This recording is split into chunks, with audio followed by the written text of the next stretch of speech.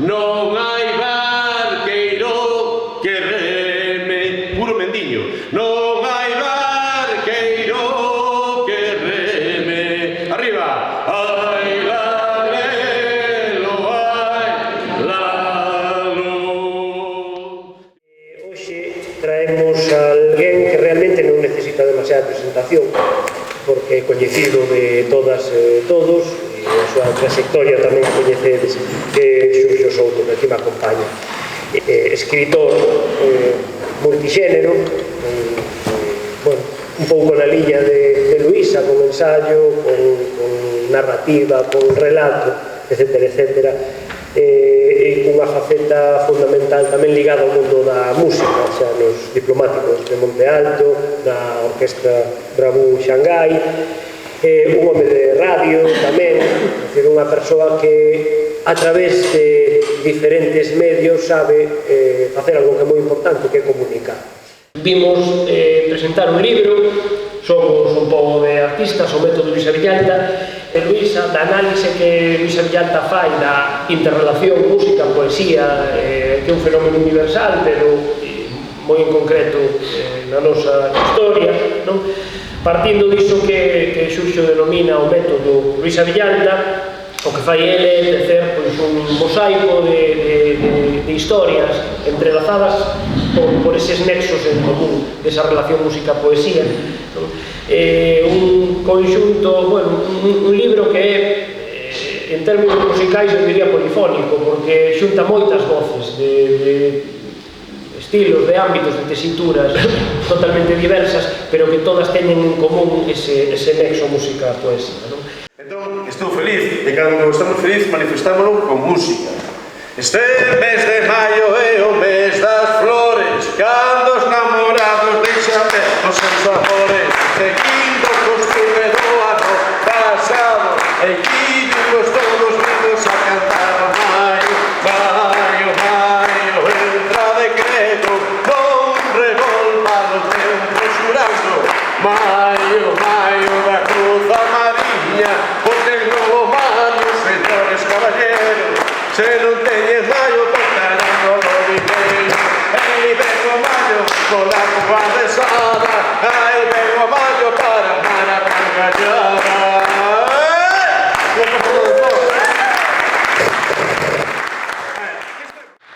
A maravilla da música e da literatura, que nos dá felicidade e que nos fai entrar directamente noutro estado de conciencia. Quero dicir, entramos aquí, somos persoas educadas, saudámonos, collemos a posición segundo manda o ritual, seguindo unhas normas, unha forma, apolíneo diríamos, pero xa entramos noutra dimensión dionisíaca.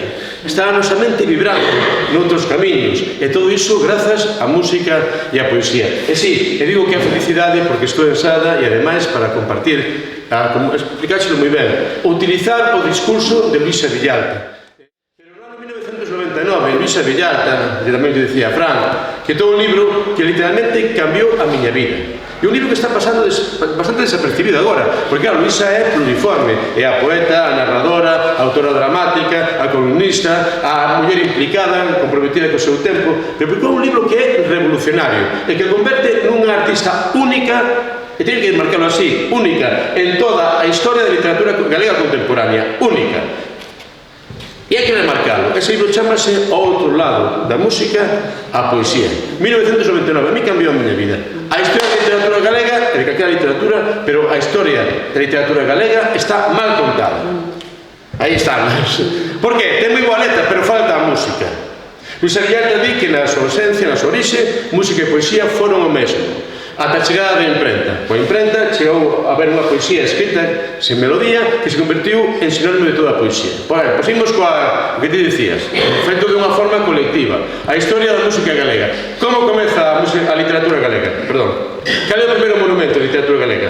É un examen. As cantigas de amor e amigo. Aí están as cantigas medievais, non? Miña hermana fremosa, reides comigo a la iglesia de Sada, de Vigo, o é o mar saído, miraremos las ondas. Martín Martín Codas, Don Denis de Portugal, as cantigas de Santa María, que están por todas partes. Hai unha autora, chamase Paulina Sirimusinska, mira quen a coñece, está en Santiago. Pois Paulina veu desde Polonia estudar as cantigas medievais.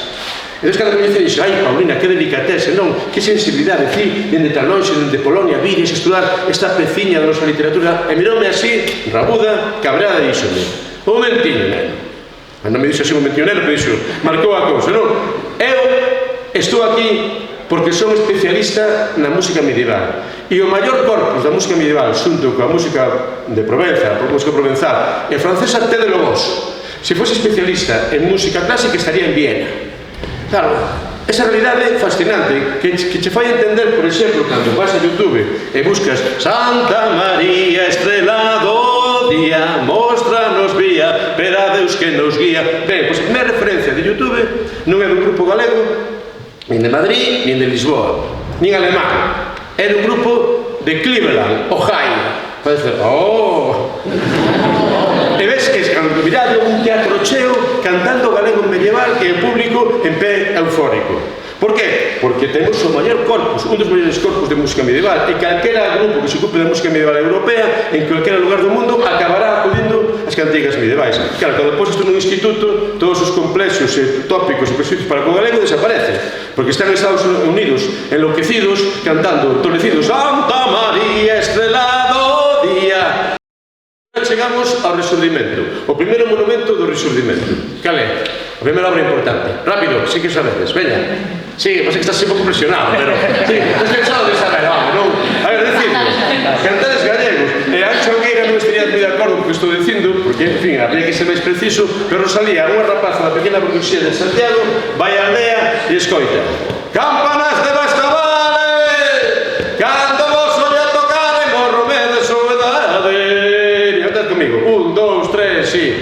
Campanas de Bastavale, cando vos oia tocar e morro me de soedade.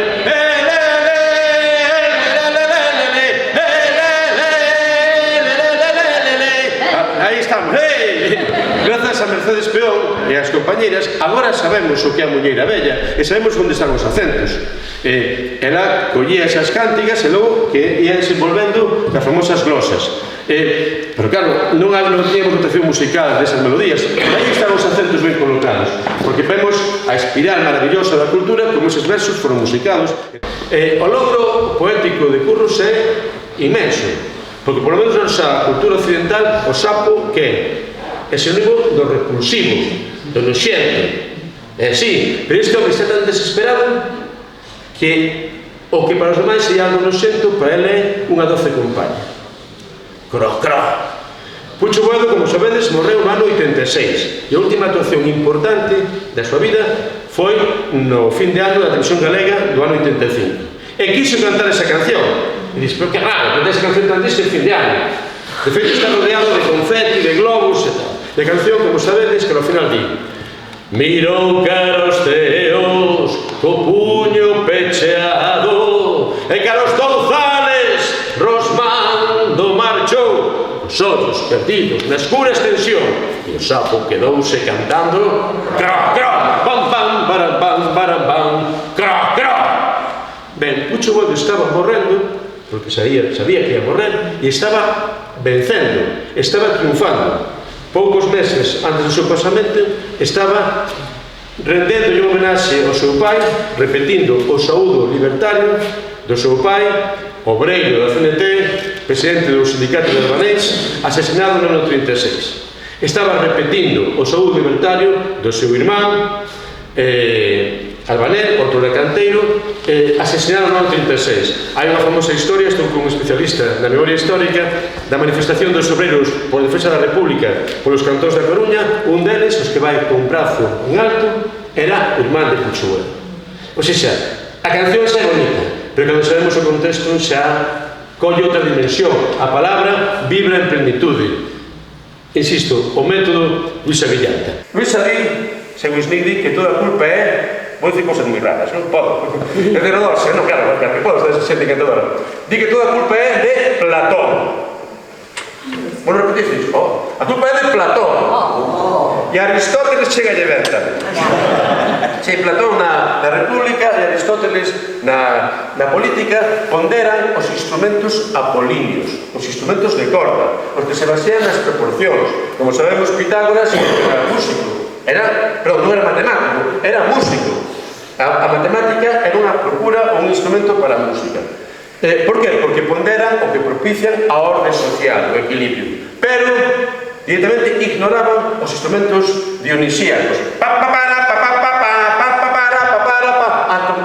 As trompetas, os aulós. Por qué? Porque provocan a festa. E a festa que é a disolución da orde. Isto pasa directamente á Igrexa Católica, onde ese mundo dionisíaco é identificado ademais co pecado, e pasa directamente ás academias. E pasa directamente á universidade, chegando a este grado de que podemos estudar os cantares gallegos en música, e podemos estudar as cantigas medievais en música, e podemos decir que eu de música nada.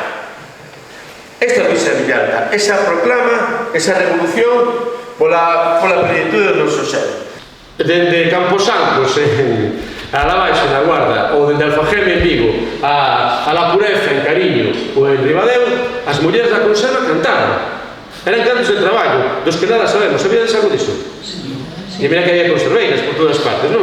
Eu sobre porque solidade. Cando traía na Radio Galega chegoume un disco de cangas, cancións do mar, cancións do lar, e aparecía unha cantaría dunha señora que se chamaba Carmiña, que dicía: nesta fábrica amasó, me estou deixando a vida, mira, mira Marusiña, mira, mira como veño eu, de tanto empacar sardiñas, teño as mansiñas perdidas, mira, mira Marusiña, mira, mira como veño eu. Pensei que era unha anécdota, pero depois se pueu, outra señora cantoume.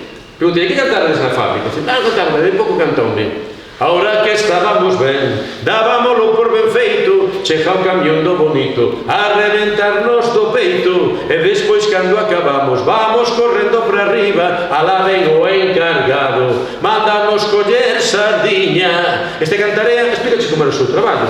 Traballo a destaca, a obra feita. Remataban a la jornada laboral, había máis peixe, había que seguir traballando, e sempre contra o encargado. E se protestabas, unha cantarea que aprendí no Grove. Cala boquiña, anda lixeiriña, non esteas a protestar, que como abra la boquiña, maña non ves traballar. As mulleres da conserva facían canción social, e non o sabemos, ninguén nos lo contou, e non é dereito. Así que temos que abrir a mente sobre o que é cultura, sobre o que é creatividade, sobre o que é poesía. Encontros maravillosos. E quero falar dun encontro especialmente inocente, porque partiu iso dende a pureza absoluta, dende o descoñecemento, e que deixou unha pegada eterna. Estou falando de un grupo que cantaba no coro de Santísimo Sacramento en Lugo, co Padre Mato. Unha extensión dese grupo, unha sección, presentouse a San Lucas de Mondoñedo e gañaron. Chamábanse Folk 72, pero había que cambiar o nome, claro, porque o 73 quedaba o nome xa de Modelo. Entón puseron o nome da canción gañadora. Como se chamaban? Fuxan os Verdes. Maravilloso. Entón, estes rapaces, claro, acudían ao único poeta que tienen de referencia, ese señor que vivía un poco que vivía en Outeiro de Rei, Manuel María. Entón, foi un encontro tan elemental, tan lindo, tan puro, que as cancións son eternas. Vou facer unha prova. A emoción eterna, 1, 2, 3, 3. Labrado da miña mão, fixen coa miña navalla un aradiño de pau, un aradiño de pau, un aradiño de pau. Leva timón e chavella e unha rella furadora, feita cunha lata bella, feita cunha lata bella. Teño xa que darlle estreno o meu arado arador, o meu arado pequeno, o meu arado pequeno, o meu arado pequeno. Veña, agora todos. Labrado da miña mão, fixen coa miña navalla un aradiño de pau, un aradiño de pau, un aradiño de pau, un aradiño de pau, un aradiño de pau. Non acaba así, pero era máis conclusiva. E un aplauso para este coro. O progreso de Lugo. En unha habitación que comparte dos irmáns, chamanlle La Tiba, porque ali escuta música, tiña esa fortaleza e tal. Entón, está sentado nunha cama coa guitarra. E ten un exemplar de Terrachá. de Manuel María. Por que? Porque o pai era guerra civil e entón avisaron a Manuel María de que iban de ter unhas coplas satíricas que fixeran. Entón, señor o seu pai. Empezou a ler o poema del súpeto, os ollos bateron con ese poema, esa melodía, e naceu esa música. E quedou para sempre. De feito, ten os acordes escritos en riba do propio poema. E a música, que é tan bonito, non? Que leas un poema por primeira vez, que nace unha música que agora sabemos todas. E que parece que é claro, que estuvo para sempre. E vou demostrar. 1, 2, 3. Non canta na xa ninguén forte, por eso meu carro canta. Mais forte, canta o seu eixo tamén, que a señada de me espanta. Veña, non canta na xa ninguén, por eso meu carro canta, canta o seu eixo tamén, que a señada de me espanta. Arriba, non hai canto tan fermoso, limpo como un asubillo, aunque ás vegadas saudoso, faise no arrechonchillo. Levantemos o brazo, por favor, veña. Non canta na xa ninguén, por eso meu carro canta, canta o seu eixo tamén, e as veñas. Comigo van suando día a día, suando día a día, nun laborareo. Ben, fin, este é o tempo que será dos sábados. O patrón está rico a miña conta, eu a súa estou bello. Ben pensado o patrón, todo me debe, e eu non lle debo nin siquiera este sol que agora tomo, mentres o tomo espero. O sea que neses discos menores, estaban aprendendo os aboas a teoría marxista da plusvalía. Arrinca foi a melodito, empezou a ler, e conforme ler, segue a melodía, e quedou para sempre. O ti ready? La la la la la la la, la la la la la la la la la la, veña. Teño saudade, saudade, teño deses brazos. Teño saudade de ti, meu ben, teño saudade de ti. Finita ya, adeusa, a nosa deusa. A primeira muller que cantou nunha orquestra nesta banda. Cando foi a primeira persoa que entrevistei cando traballaba na radio, dixo a miña avó: vas a entrevistar a Finita Gai. Aquí está unha foto, non sei moi ben, está pequeniña, de Finita. Dixo: si, vos vas a entrevistar a Finita Gai, como dicindo, ai, o pequeño xa fixo algo na vida, non? Finita era de Castelo, de Tabeano, daquelas mulleres que andaban con máquinas de coser na cabeza, aquelas costureiras. Ese es convertirse nunha figura arquetípica que hace a Manuel Rivas, que fala portugués, porque unha tía de Manuel Rivas era compañía de Finita. Veo a Orquestra Mayo, de os Mayos de Ceanos, Juan Mayo, Antonio Mayo e Daniel Mayo, dos acordeóns. Subiu ao escenario con casa se fixera a mesma, Azul Cielo, cantou, triunfou, e se fixo artista. Escapou da casa para ser artista, porque o pai dicía que os músicos eran xente da traje. Triunfou, cos Guiliade, foi maravillosa, pero quedou embarazada e o mozo non quixo casar con eles por tanto tempo. Marchou para Venezuela e Venezuela triunfou nun local que se chamaba La Vaca Sagrada. Había unha escultura dunha vaca e cando muxía esa vaca, en vez de leite saía a ver aquí sí que sabe. Échame un trago de ron y toma tu cerveza junto a mi corazón, tuti. Tú eres la camarera de mi amor. A ruta coruñenta. Luisa Villán. A súa poesía é moi fácil de entender. Aí non é un pouco confusa, non, é moi fácil de entender. Non sabemos quen somos, non sabemos que onde imos, pero sabemos que o noso ser vibra cos outros elementos da realidade. Isto que conta no primeiro libro, que se chama Música Reservada. Pero na vida non é toda armonía, por desgracia. Tamén hai dor, tamén hai desacordo, tamén hai problemas. E iso como se chama a música? Disonancia. E como titulou o segundo libro? Ruído. E despois dese proceso de de iniciación vital, sabedes que tuvo que romper coa educación recibida, como tanta xente da súa xeración. Que faría iso mesmo? Aquela educación tardo-franquista, porque é ese tempo, máis ou menos, non, de Luisa? Bueno, sabes aí. Pois colleu, depois de moito buscar, encontrou a música, a súa música, o lugar que a definía plenamente como persoa. E esa música, ese son, era a súa propia cidade, a Coruña, en concreto. E esa música que está na cidade, tamén está en Sada. O que pasa é que Sada é ría, e outro son. Cando calan os sonidos dos seres humanos na alta madrugada, esa experiencia tan bonita, non? De vir para a casa camiñando, Coruña en silencio, que se escoita na cidade? Que se escoita? O mar. O mar, que sempre está aí. E o mar da Coruña, que di?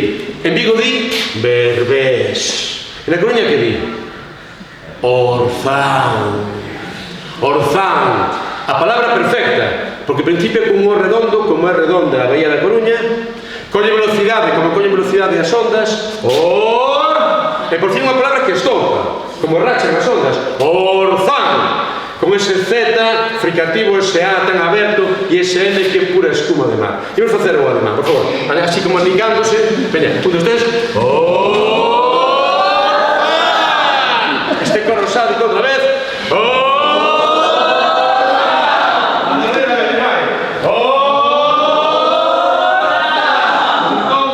cantar todas e todos para a historia en honra de Luisa Villata, en concreto no seu libro dedicado á cidade da Coruña, esa cantiga do Orzán. E vou buscar a melodía, que é totalmente intuitiva, non hai ningún problema. E vou facer a primeira vez. Vai. Aquí. Estades? Vamos.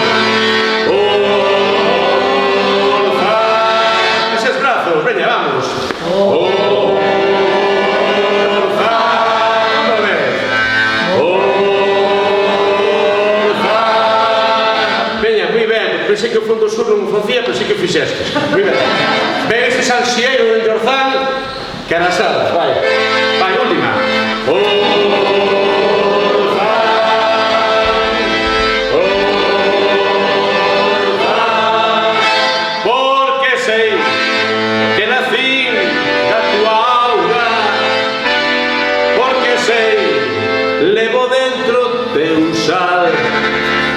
Porque sei que estarei na tua entraña, móllome na tua palabra, no teu nome Orzán, móllome na tua palabra, no teu nome Orzán. Vamos. Orzán, que bonito.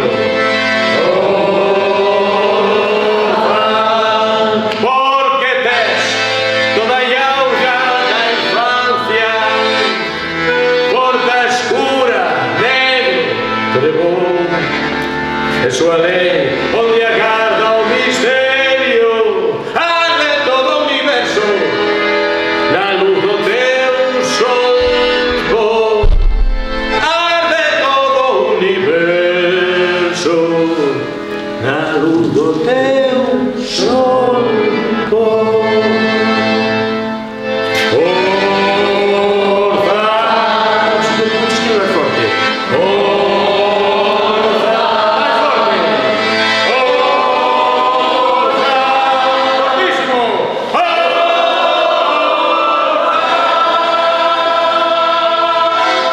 Moitísimas